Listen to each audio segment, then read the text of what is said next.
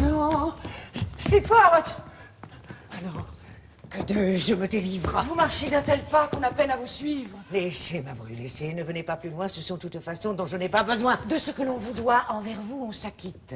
Mais ma mère, d'où vient que vous sortez si vite? C'est que je ne puis voir tout ce ménage-ci et que de me complaire ne prend nul souci.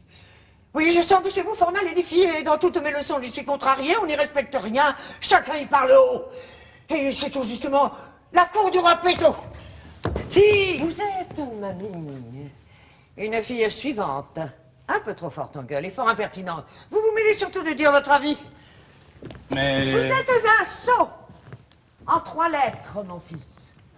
C'est moi qui vous le dis, qui suis votre grand-mère.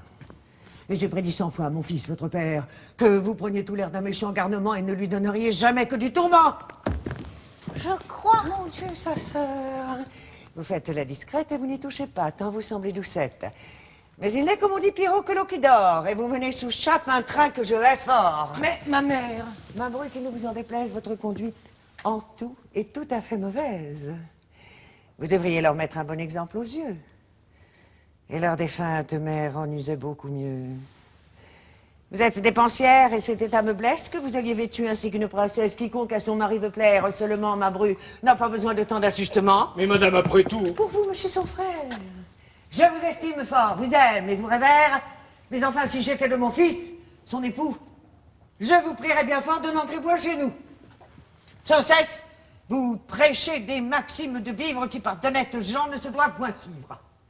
Je vous parle un peu franc, mais c'est là mon humeur. Et je ne mâche point ce que j'ai sur le cœur.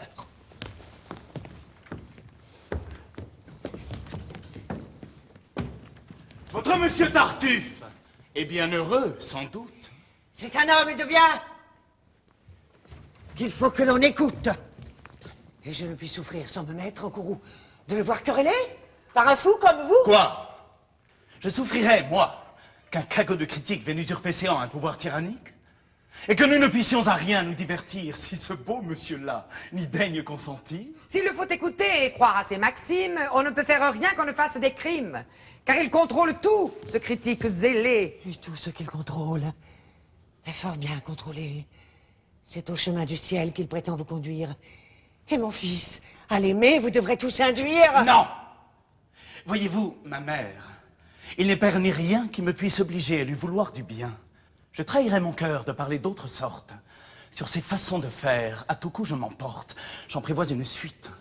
Et qu'avec ce pied plat, il faudrait que j'en vienne à quelque grand éclat. Certes, c'est une chose aussi qui scandalise, de voir qu'un inconnu séant s'impatronise. Qu'un gueux, qui quand il vint n'avait pas de souliers, et dont l'habit entier valait bien 6 deniers, on vienne jusque-là que de se méconnaître, de contrarier tout, et de faire le maître. Et merci de ma vie, il en irait bien mieux si tout se gouvernait par ses ordres pieux. Il passe pour un saint dans votre fantaisie. Tout son fait, croyez-moi, n'est rien qu'hypocrisie. Voyez la langue. À lui, non plus qu'à son Laurent, je ne me fierais, moi, que sur un bon garant. On s'ignore ce qu'au fond le serviteur, peut-être. Et pour homme de bien, je garantis le maître. Vous ne les voulez mal, et ne le rebutez qu'à cause qu'il vous dira tous vos vérités. C'est contre le péché que son cœur se courrouce. Et l'intérêt du ciel. Et tout ce qui le pousse